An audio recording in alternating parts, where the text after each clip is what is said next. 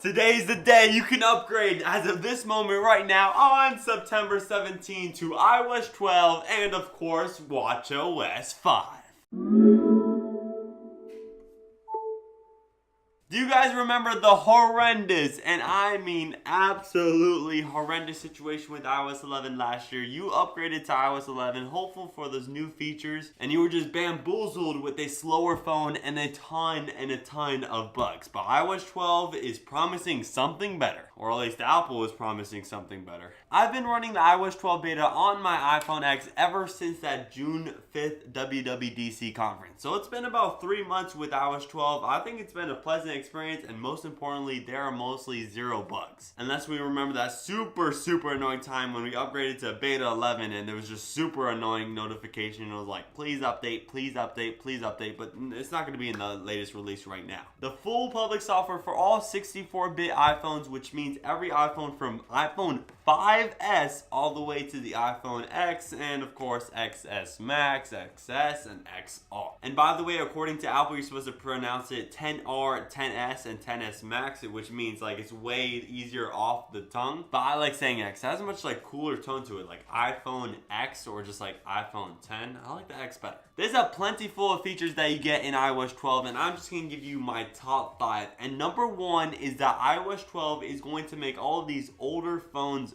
faster. That's right, a new software update from Apple making your phone faster? I've never heard of that one before. That's because this is the first time that Apple's actually like truly caring about the older generation of smartphones or iPhones, including like the iPhone 6, iPhone 5S, sorry, no 5C. But all those older generations of phones, I know there's a few of you out there, they're all gonna get a speed boost. So when you open up the camera app, it's gonna move open faster. When you're just sliding through the interface, it's gonna move open faster. The same goes if you bought a phone in 2017 or even 2018 iPhone X, iPhone 8 Plus, or iPhone 8. You still got the 7 Plus. All iPhones are going to be nice and stable, and the older generations are going to see a nice speed boost. That right there by itself is the number 1 reason to upgrade to iOS 12. You might be doubting it because of like the horrible situation with iOS 11, but trust me, iOS 12 is better unless like a big bug comes out in like the next 3 hours that we don't even know about. But trust me, iOS 12 is worth upgrading. And I still got 4 more features to go to, but that speed boost should be automatically you want to upgrade right after that. The second feature I have for iOS 12 is that, do you remember an emoji on the iPhone X? Well, if you don't have the iPhone X, you probably forgot about it, and there's a good chance even if you have an iPhone X, you don't even use it. Well, now with iOS 12, you now have the option to make a personalized an emoji, and now it's called Memoji. And with this Memoji, you could use it as a sticker in like iMessage photos or even during FaceTime. But Memoji is kind of one of those things I'm going to add it in this video, just kind of never use in reality.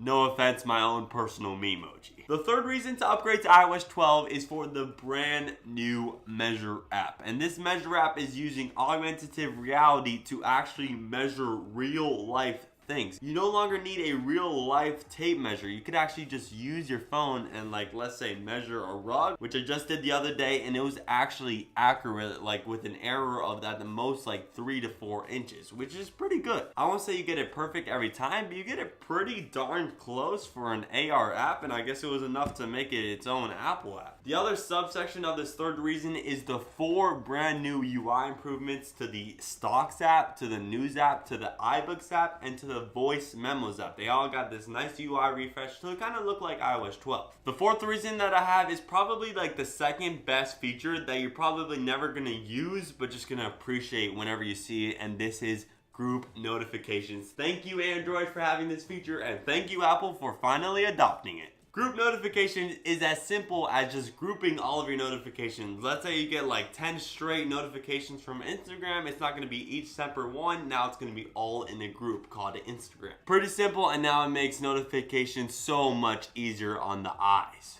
The last feature that I want to highlight in iOS 12, and the reason you should be upgrading, remember, this is like my own personal experience from like my past 3 months in using iOS 12. And with the fifth reason, there is plenty of more features I could go after. I could go after ARKit 2.0. I could go after the new AI Photos app. I could go after the Siri shortcuts. I could go after the FaceTime of up to 32 people, which is not out yet. It's coming. There is so many ways to go, but I'm going to go with the Do Not Disturb at Nighttime feature. Yes, I know dull, kind of boring, but when you wake up and you just see that nice little weather notification, there's nothing more beautiful than that right there to open up and start your day. Just make sure if you do have Do Not Disturb at nighttime turned on and you're not seeing that weather forecast at the beginning of the day and you're like, oh man, I'm not seeing it. Well, you have to turn on location for the clock app. I actually didn't do that for like the first like couple weeks of having iOS 12. And then once I figured out, I was like, hallelujah, I can see the weather in the morning. So should you upgrade to iOS 12? It is a definite yes. There is so many features and it kind of like makes it feel like you get a brand new phone. Something that Android doesn't really offer, but Android Pie is going to come to like the Google Pixel 3 in just a few months. And iOS 12 is not the only software that was released today. Also, WatchOS 5. Remember that the software for your Apple Watch also released today, and I'm actually personally more excited for this than iOS 12. Although I already have iOS 12 and I don't already have WatchOS 5. But WatchOS 5 further allows you to just leave your phone at home and just take your Apple Watch to, let's say, your school, to work, just to the park, or if you go for a run, you're gonna start using your phone a lot less and your watch a lot more. Especially with that nice huge Apple Watch Series 4 display, 44 millimeters bigger, and the nice rounded corners. Ooh, the Series 4 is good.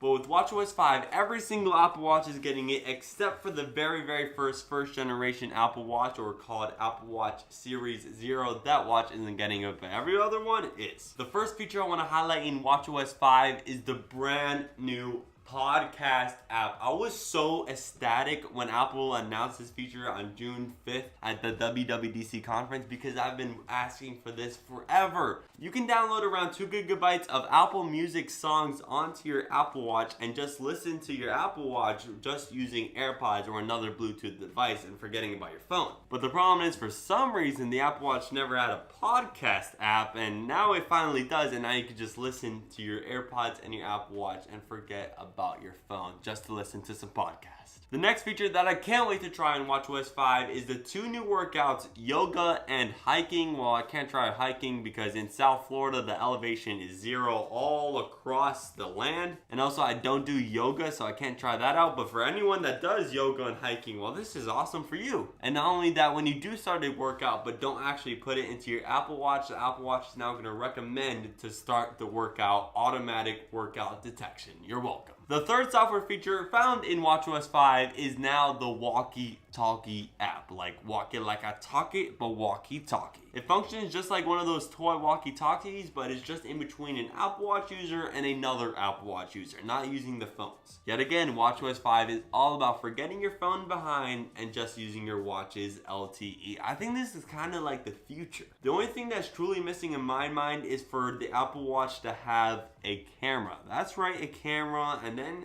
it would just act like a smartphone. The fourth feature that I love in WatchOS 5 is 3 new features to outdoor running, and this is the pace alerts, and these alerts just give you an update on your pace, whether you're behind your goal or advanced or faster than your goal. This is overall good because I'm a runner. I'm gonna use this feature, and now your watch is gonna count with the rolling mile, which is just like the most recent mile that you've done. It's not like the first mile, second mile, third mile, fourth mile. It's the most recent mile, so it continually updates like every second to the most recent running pace that you're doing. And the last update to the running section is it now has cadence, which just tracks how much steps you're doing. I'm not really gonna find myself using it, but it's cool if you kind of use cadence. And the very last feature of WatchOS 5 is now a smarter Siri, and of course, if you have an Apple Watch Series 3 or 4, you can now just raise your wrist and Siri will pop up automatically. And of course, the Siri shortcuts are going from your phone to your watch, so it of course makes Siri overall smarter, and then we always need that.